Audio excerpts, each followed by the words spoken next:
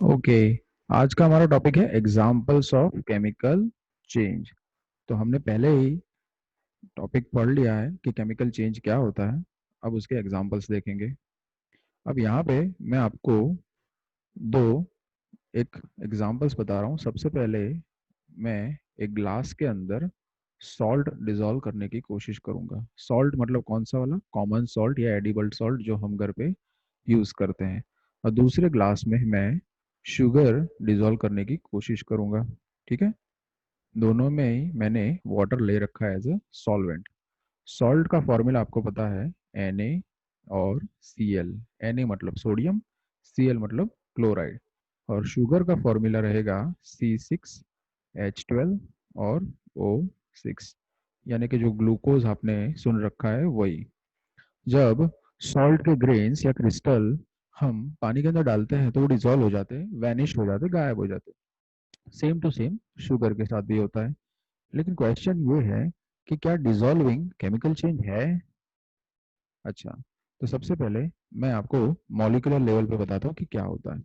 सबसे पहले यहाँ पे देखिए कि ये जो आपके सामने ये कुछ दिख रहा है, ऐसे प्लस माइनस के स्फीयर नजर आ रहे हैं। अच्छा, तो ये क्या है, तो सॉल्ट का क्रिस्टल्स है। मतलब कि प्लस Na है यानी कि सोडियम है, और माइनस Cl है यानी कि क्लोरीन है।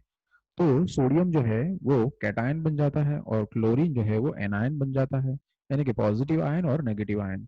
और जब पॉजिटिव और नेगेटिव चार्जेस आपस में नजदीक आते हैं इस तरह से, तो एक दूसरे के साथ अट्रैक्ट हो जाते हैं और आयोनिक बॉन्ड बनाते हैं। तो इसी तरह से ये मैंने जब NaCl का एक ग्रेन या फिर बहुत सारे ग्रेन्स मैंने पानी के अंदर डाला, तो क्या हो गया, आप यहाँ पे देखिए कि ये जो माइनस जो मैंने आपको अभी बताया कि क्लोरीन है, उसके सराउंडिंग कुछ वाटर मॉलिक्यूल्स आ रहे हैं। और ये जो प्लस यानी कि सोडियम है, उसके सराउंडिंग भी वाटर मॉलिक्यूल्स आ रहे हैं। राइट। तो जैसे वाटर मॉलिक्यूल्स को घेर रहे हैं, और ये जो पूरा क्रिस्टल था उसमें से उसके टुकड़े टुकड़े कर दिए। क्लियर। अच्छा, एक और चीज ध्यान से देखिए, ये जो प्लस है उसके सराउंडिंग में ऑक्सीजन है, और ये जो माइनस है यानी कि क्लोरीन है, उसके सराउंडिंग में हाइड्रोजन है। इसका मतलब ये हुआ कि सोडियम अगर पॉजिटिव है तो ऑक्सीजन नेगेटिव होगा, और अगर ये क्लोरीन नेगेटिव है तो हाइड्रोजन पॉजिटिव होगा। राइट। ओके। तो ये पार्शियल पॉजिटिव नेगेटिव चार्ज होता है। वाटर भी एक तरह से जो है पोलर सॉल्वेंट है, यानी कि ऑक्सीजन जो है वो नेगेटिव रहेगा और हाइड्रोजन जो है पॉजिटिव रहेगा। और ये इसका केमिकल इक्वेशन बन गया। NaCl यानी कि sodium chloride common salt becomes sodium ion and chloride ion. अब एक हिसाब से देखा जाए तो केमिकल आइडेंटिटी और नेचर दोनों ही बदल रहा है यहाँ पे। तो ये जो NaCl है, और जब हम उसको वाटर में डालते हैं तो ये Na और Cl में डिसोशिएट हो जाता है। चलिए अब शुगर का भी देख लेते हैं। ये जो आपको पूरा चंक नजर आ रहा है वो एक शुगर का, मान लीजिए कि छोटा सा क्यूब है, उसके अंदर ढेर सारे इस तरह से जो ग्लूकोज के मॉलिक्यूल्स होंगे। जैसे हम उसको पानी में डालेंगे, इस तरह से शुगर के मॉलिक्यूल्स अलग हो जाएंगे। और ये क्या है, यही है C6H12O6। ढेर सारे ग्लूकोज के मॉलिक्यूल्स अलग हो जाएंगे।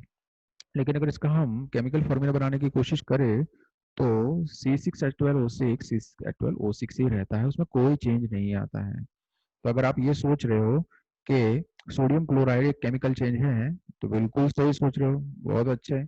और अगर आप ये सोच रहे हो कि शुगर जब डिजोल्व होता है वो केमिकल चेंज नहीं है, तो भी बिल्कुल सही सोच रहे हो। ओके, आगे बढ़ते हैं।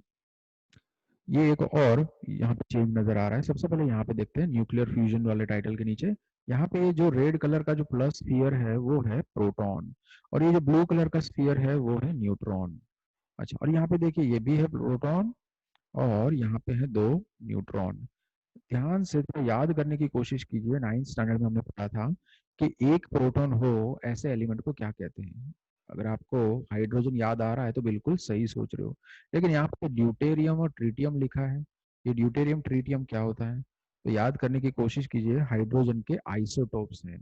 क्लियर।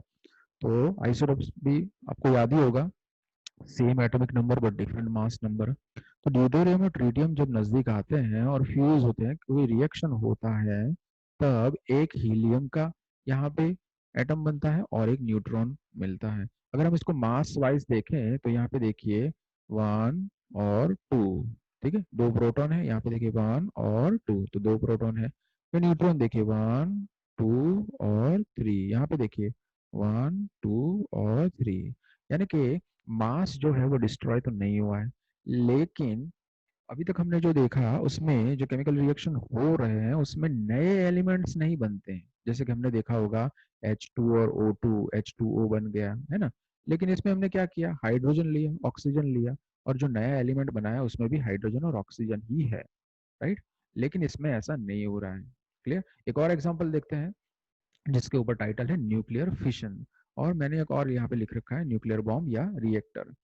तो सबसे पहले ये एन मतलब न्यूट्रॉन, ये U235 यानी कि यूरेनियम का एक एटम है, ठीक है। और जब न्यूट्रॉन इससे टकराता है तो ये यूरेनियम का जो एटम है वो स्प्लिट हो जाता है सीजियम और रुबिडियम में, है ना। तो यहाँ पे भी नए एलिमेंट्स बन गए और साथ ही साथ एनर्जी भी रिलीज होती है। क्लियर। अगर इस प्रोसेस को हम स्लो कर दें तो ये हो जाएगा न्यूक्लियर रिएक्टर, और ये अगर प्रोसेस अपने आप ही होने लगे तो ये हो जाएगा न्यूक्लियर बॉम्ब। तो ये याद रखना है कि न्यूक्लियर फ्यूजन कहाँ होता है, सन के अंदर, और न्यूक्लियर फिशन कहाँ पे होता है, बॉम्ब और रिएक्टर के अंदर। तो अगर आप ये सोच रहे हो कि सन बहुत ही बड़ी एक फायर का गोला है तो आप गलत सोच रहे हो, फायर नहीं है। अगर फायर होता तो ऑक्सीजन की भी जरूरत पड़ती और कार्बन डाइऑक्साइड भी निकलता, राइट। लेकिन वो फायर नहीं है, ये एक तरह का रिएक्शन है, और इसको हम केमिकल चेंज नहीं कहेंगे, न्यूक्लियर चेंज कहेंगे। क्लियर। आगे बढ़ते हैं। ये थोड़ा हेल्प करेगा कि इन जनरल केमिकल चेंजेस किसको बोलेंगे। तो सबसे पहले यहाँ पे मैंने लिखा है आयरन रस्टिंग, या कोई भी मेटल ले लीजिए उसका कोरोजन या रस्ट हो रहा है तो वो एक तरह का केमिकल चेंज हो गया। यहाँ पे बर्निंग ऑफ फूड वुड लिखा है, ठीक है, फूड भी बर्न होता है हमारे सेल के अंदर, ठीक है। तो कोई भी कंबशन जो है वो भी एक तरह से केमिकल चेंज है। ये जो है स्टमक का यहाँ पे फोटो है, और उसके अंदर मैंने यहाँ पे मेटाबॉलिज्म लिखा है। तो 6 चैप्टर में आप पढ़ोगे स्टैंडर्ड 10 में कि भाई मेटाबॉलिज्म जो है वो आपके उसमें आएगा। तो anabolism plus catabolism is equal to metabolism. तो जो भी हम फूड खाते हैं उसका ब्रेक डाउन होता है, उसमें से एनर्जी निकलती है, फिर कभी कभी वो फूड के मॉलिक्यूल जो ब्रेक डाउन हो गए वो वापस सिंथेसाइज भी होते हैं, तो ये सब होता है मेटाबॉलिज्म में। जब आप कोई खाना पकाते हो, ठीक है, फ्राई करो, बेक करो, कुक करो, वो भी सब एक तरह से केमिकल चेंज है। इलेक्ट्रोप्लेटिंग याद कीजिए क्लास 8 में, अपने वो शायद थोड़ा बहुत याद होगा कि साइकिल की जो घंटी होती है उस पर भी निक्रोम का प्लेटिंग होता है ना। तो वो सब इलेक्ट्रोप्लेटिंग जो हो गया वो भी एक तरह का केमिकल चेंज है। रॉटिंग यानी कि डिकम्पोजिशन जो हो रहा है, किसी चीज का सड़ जाना, कोई भी फ्रूट्स वगैरह जो भी है वो भी एक तरह का केमिकल चेंज है। ये तो मैंने आपको पहले ही बता रखा है कि ये बहुत ही फेमस एक्सपेरिमेंट है स्कूल लेवल पे, जब विनेगर और बेकिंग सोडा को मिक्स करते हैं तो ये भी एक तरह का केमिकल चेंज है। फायर वर्क्स भी केमिकल चेंज है। केमिकल बैटरी यानी कि जो सेल होता है, पावर होता है, जो भी आप अलग अलग नाम से बुलाते हो, ठीक है, वो भी एक तरह का केमिकल चेंज है। वैसे तो आप खुद अपने आप में केमिकल चेंज हो, क्योंकि आपके अंदर सेल के अंदर बहुत सारी केमिकल एक्टिविटीज हो रही है। आप अगर कुछ भी नहीं कर रहे हो फिर भी केमिकल चेंज होता ही रहता है। अगर आप सांस भी ले रहे हो तो भी केमिकल चेंज हो रहा है। अगर मर भी जाओगे तो भी बैक्टीरिया और फंगस आपको खाएंगे और डिकम्पोज करेंगे, वो भी एक तरह से केमिकल चेंज है। क्लियर। तो आप एक जीता जाता एग्जाम्पल हो केमिकल रिएक्शंस का। मिलियंस ऑफ केमिकल रिएक्शंस आपके अंदर हो रहे हैं, जिस दिन ये केमिकल रिएक्शंस बंद हो गए समझ लो डेथ हो गई। अच्छा, तो केमिकल रिएक्शन को अगर हम समझे तो व्हेन रिएक्टेंट्स, रिएक्टेंट्स किसको बोलेंगे, इनिशियल सब्सटेंसेस जो लेफ्ट हैंड साइड पे लिखते हैं, है ना। अब मैंने यहाँ पे रिएक्टेंट और एस लिखा है, इसका मतलब क्या है कि सिंगुलर भी हो सकता है, प्लूरल भी हो सकता है। Changes and new products forms, हो सकता है एक ही प्रोडक्ट बने या ढेर सारे प्रोडक्ट बन सकते हैं विद द रिलीज और absorption of light, heat and gas. यानी कि हो सकता है कि कोई कभी लाइट रिलीज भी हो सकती है या एब्जॉर्ब भी हो सकती है।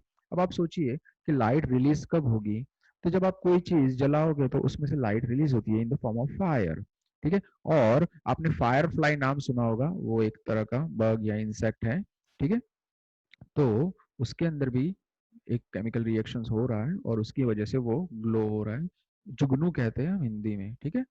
तो जुगनू जो है वो भी एक तरह का केमिकल रिएक्शन कर रहा है और उसकी वजह से जो लाइट निकल रही है, ठीक है। और एब्जॉर्प्शन किस में होगा, याद कीजिए, जी बिल्कुल, फोटोसिंथेसिस में लाइट एब्जॉर्ब होगा। क्लियर।